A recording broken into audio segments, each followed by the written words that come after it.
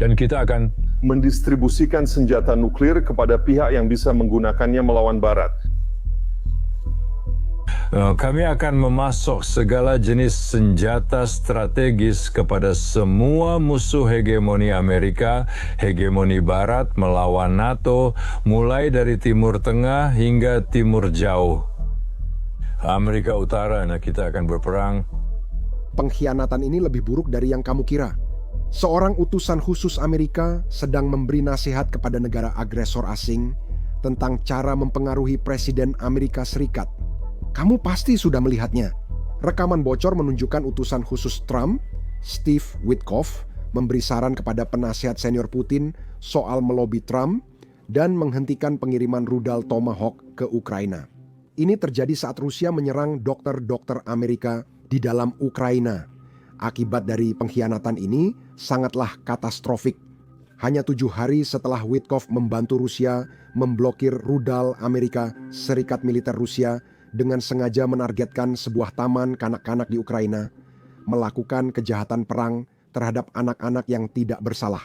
Seakan belum cukup buruk, Witkoff bahkan tak tahu apa yang dia mau. Dia ingin menyerah agar bisa keluar dari perang Ukraina.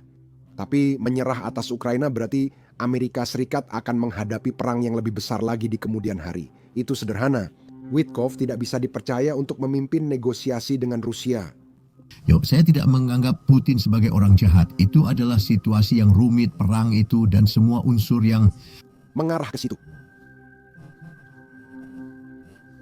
Putin yang sama yang membayar pejuang Taliban hadiah untuk setiap tentara Amerika yang mereka bunuh di Afghanistan. Putin yang sama yang juga menembak jatuh pesawat sipil yang mengakibatkan kematian warga Amerika dan banyak nyawa tak bersalah lainnya di seluruh dunia. Tapi ternyata, menurut Witkoff, dia bukan orang jahat. Sekarang saya paham Witkoff tidak bisa terus-menerus mengkritik Rusia dan Putin jika ingin bernegosiasi dan mengakhiri perang ini. Namun, itu tidak berarti dia harus membantu melobi Presiden Amerika Serikat. Saya yakin kalian sudah melihat ini. Ini transkrip percakapan telepon bocor antara Steve Witkoff dan Yuri Yushakov. Orang itu adalah penasihat senior Rusia untuk Putin. Jika belum melihatnya, kalian bisa jeda video dan membacanya. Tapi ada konteks penting di sini. Percakapan ini terjadi pada 14 Oktober, hanya beberapa hari sebelum Presiden Trump bertemu dengan Presiden Zelensky di kantor Oval. Pertemuan itu bertujuan menyetujui pengiriman rudal Tomahawk ke Ukraina. Dalam percakapan ini, Steve Witkoff memberi saran kepada Rusia tentang cara meyakinkan Trump agar tidak memberi Tomahawk ke Ukraina. Itu inti tujuannya. Dia ingin membantu Rusia. Dia tidak membicarakan kejahatan perang Rusia terhadap warga sipil Ukraina. Dia juga tidak membicarakan serangan Rusia terhadap sekolah-sekolah atau taman kanak-kanak Ukraina. Tidak, dia hanya ingin memastikan pangkalan Rusia tidak dihancurkan dengan Tomahawk Amerika.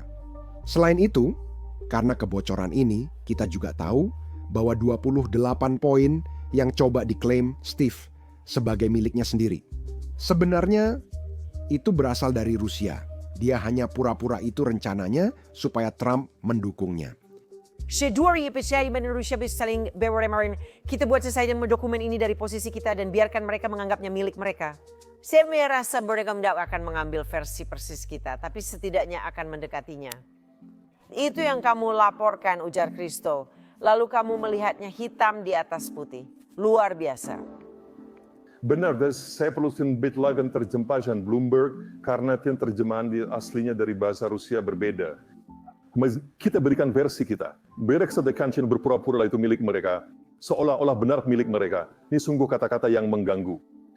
Dan pada dasarnya mereka mengonfirmasi teman saya sendiri, yaitu bahwa banyak dari apa yang kita lihat dalam 28 poin ini mencerminkan sesuatu yang saya lihat, yang saya baca 6 bulan lalu dari seorang orang dalam Rusia yang mengatakan kepada saya, ini adalah yang kami rencanakan untuk kami ditujukan kepada Amerika Serikat. Jadi pada dasarnya kita melihat Steve Witkoff berpihak pada sesuatu yang merupakan usulan Rusia, secara substansi adalah usulan Rusia.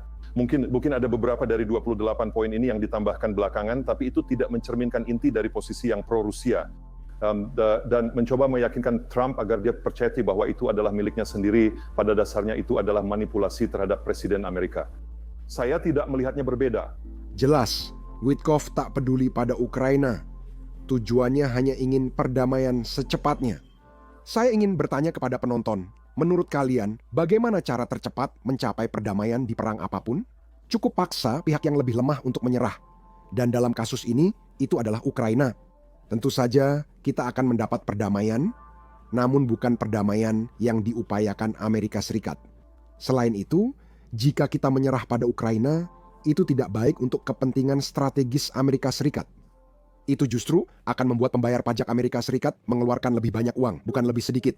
Jika kita menyerah pada Ukraina sekarang, Rusia akan jadi ancaman lebih besar di Eropa. Artinya, beban Amerika di benua itu akan semakin berat.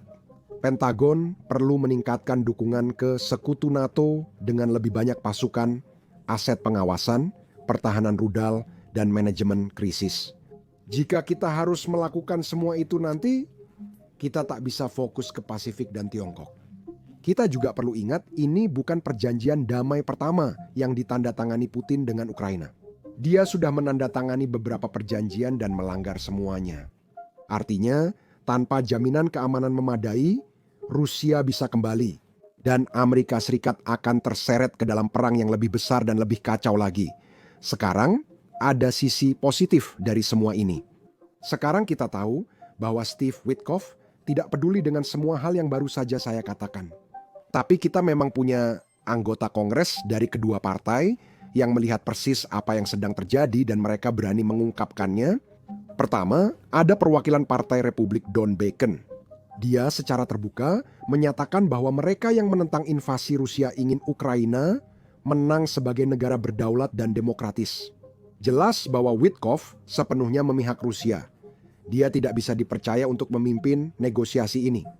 Kita juga punya anggota Dewan Perwakilan Rakyat Partai Republik, Brian Fitzpatrick, yang jelas menyampaikan situasi saat ini. Ini adalah masalah besar. Seharusnya bukan Witkoff yang bernegosiasi dengan Rusia, seharusnya Menteri Luar Negeri Marco Rubio. Itu tugas Rubio dan dia jauh lebih berpengalaman melakukannya dibandingkan seorang pengusaha properti. Tebak siapa yang bela Witkoff? Saya kasih satu tebakan. Siapa yang tak mau dia kehilangan pekerjaan? Kremlin.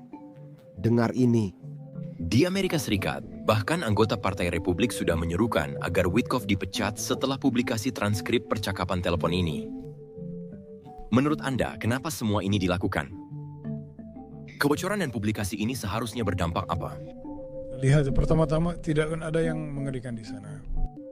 Lihat di pertama-tama ini tidak ada yang terlalu mengkhawatirkan di dalamnya.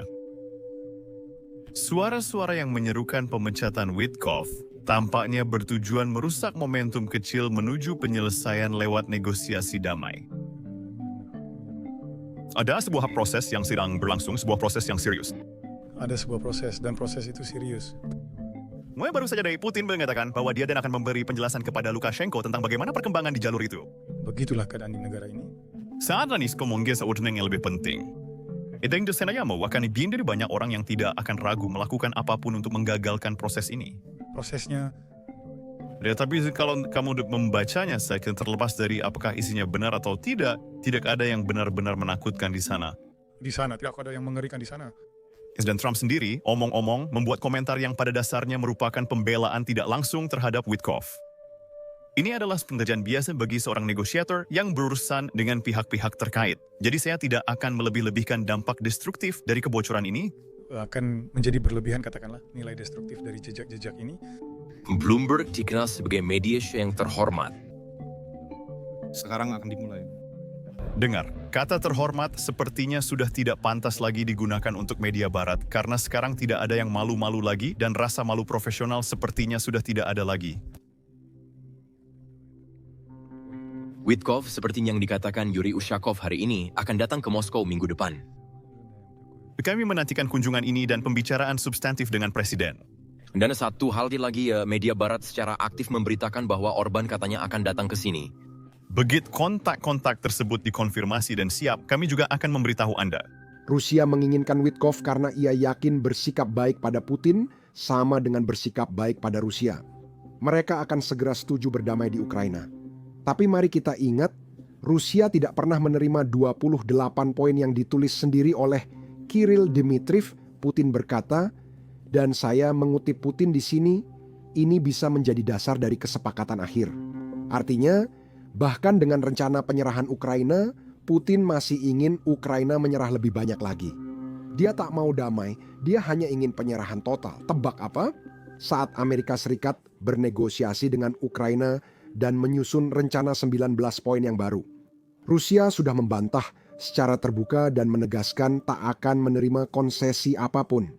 Mereka menginginkan penyerahan diri dan itu saja. Dengarkan, ini adalah Wakil Menteri Luar Negeri Rusia. Kami menyambut baik upaya pemerintahan Trump. Karena kami telah lama mendukung pemerintahan Trump bekerja di solusi dan penyelesaian yang masuk akal. Berbagai versi dari rencana ini sih adalah poin negosiasi. Tidak boleh sih dengan ada setelah bicara tentang konsesi apapun, tidak ada penyerahan. Tentang pendekatan kita terhadap aspek-aspek kunci dalam menyelesaikan masalah yang kita hadapi, termasuk dalam konteks SMO, saya tekankan bahwa berbagai elemen penahan itu sendiri merupakan solusi kompromi. Terima kasih banyak. Presiden Federasi Rusia juga berbicara tentang hal ini. Ini salah satu data yang dia akan menggunakan sebagai referensi saat kami mempelajari dan melanjutkan diskusi kami. Banyak. Dari versi yang saat ini ada di meja atau yang akan ada di meja. Tapi Ini adalah pertanyaan tentang teknik diplomatik dan politik. sangat Bukan pertanyaan untuk didiskusikan. secara online karena Dua hal serius kini jadi sorotan. Alasannya sederhana. Kita tidak bisa hanya bersikap baik dan berharap Rusia menginginkan perdamaian. Semakin baik kita bersikap, semakin banyak. Putin percaya bahwa dia akan merasa tekanan yang lebih sedikit di masa depan, dan itu berarti dia bisa melanjutkan perangnya lebih lama lagi. Satu-satunya alasan Putin akan mempertimbangkan perdamaian melalui negosiasi adalah jika dia merasa punya sesuatu yang bisa hilang. Jika dia berpikir, biaya untuk melanjutkan perang lebih besar daripada biaya untuk menghentikannya. Kita tahu Putin tak peduli korban jiwa Rusia, dan itu berarti satu-satunya biaya yang bisa kita bebankan padanya adalah dengan memberikan lebih banyak sanksi pada ekonomi Rusia dan memberi Ukraina sarana untuk melawan balik. Itulah saatnya Rusia akan datang ke meja perundingan untuk kesepakatan damai yang adil dan jangka panjang. Bagian paling menyedihkan yang jarang dibahas adalah hanya 7 hari setelah panggilan ini, di mana Steve Witkoff membantu Rusia memblokir rudal Amerika Serikat Rusia menyerang sebuah taman kanak-kanak Ukraina saat anak-anak sedang berada di sekolah. Rusia mengirim drone pukul 10 pagi waktu Ukraina dipilih karena mereka tahu anak-anak di sekolah dan ingin menyakiti masyarakat Ukraina. Sekarang ini adalah sesuatu yang sudah saya bahas secara mendalam karena ini adalah sesuatu yang sangat sulit untuk saya saksikan secara pribadi. Tapi sayangnya, semakin saya menelusurinya, saya menyadari bahwa ini bukan pertama kalinya Rusia menyerang sekolah di Ukraina. Dalam 3,5 tahun terakhir, Rusia telah menyerang lebih dari 1.800 sekolah di Ukraina dan menghancurkan lebih dari 200 di antaranya. Beberapa anak tidak tahu cara menghadapi ini karena masih terlalu muda untuk memahami situasinya. Coba lihat cuplikan ini. Masya, kenapa kamu menangis?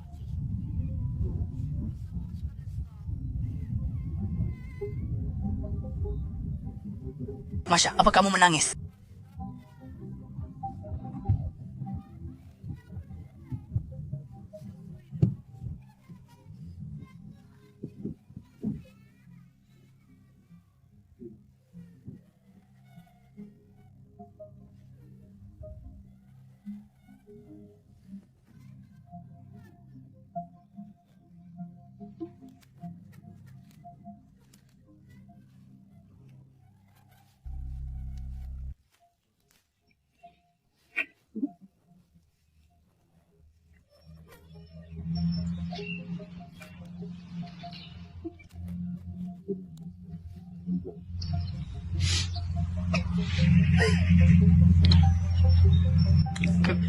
Kejadian ini sangat umum di Ukraina hingga anak-anak kini belajar di ruang bawah tanah.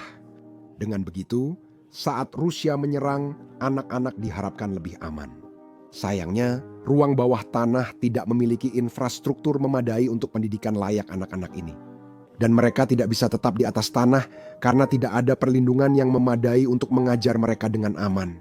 Itu sebabnya di hari Thanksgiving ini kami menghubungi United 24 untuk mencari cara membantu melindungi lingkungan belajar anak-anak Ukraina.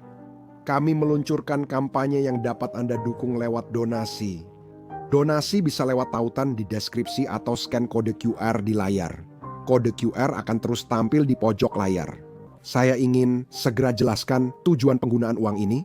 Uang ini akan digunakan untuk memastikan anak-anak Ukraina belajar di lingkungan yang lebih aman dan nyaman. Ini bukan sekadar tempat perlindungan bom, generator listrik, atau perlengkapan lain yang menjaga pendidikan tetap berjalan lancar. Selain itu, United 24 mitra kami adalah organisasi penggalangan dana resmi Ukraina yang diluncurkan saat perang ini. Organisasi ini juga bermitra dengan organisasi nirlaba terdaftar di pemerintah Amerika Serikat. Semua detail ini ada di situs web. Jika Anda ingin memeriksa ulang apapun sebelum berdonasi, setiap donasi kalian akan dipakai membeli atau memulihkan kebutuhan masa depan Ukraina. Ingatlah, setiap donasi berarti besar maupun kecil semuanya penting. Kamu bisa mengunjungi situs web dengan mengklik tautan di deskripsi atau memindai kode QR di layar kamu. Setelah berada di situs web, kamu akan melihat berbagai pilihan. Di saya ada pilihan $10, $24, atau $50. Tapi kalau kamu tidak ingin memilih salah satu dari ini, kamu juga bisa memasukkan jumlah sesuai keinginan.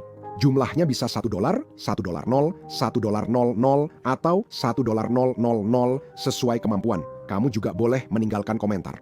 Kamu bisa berdonasi secara anonim atau kamu bisa mencantumkan namamu. Di layar berikutnya, kamu akan bisa memilih opsi bagaimana kamu ingin berdonasi. Ini termasuk kartu kredit, PayPal, Venmo, atau bahkan Google Pay. Setelah itu, cukup masukkan detailmu dan kamu sudah siap. Sekali lagi, saya tegaskan, berdonasilah hanya jika mampu dan sesuai kemampuan. Jika tidak bisa, tidak apa-apa.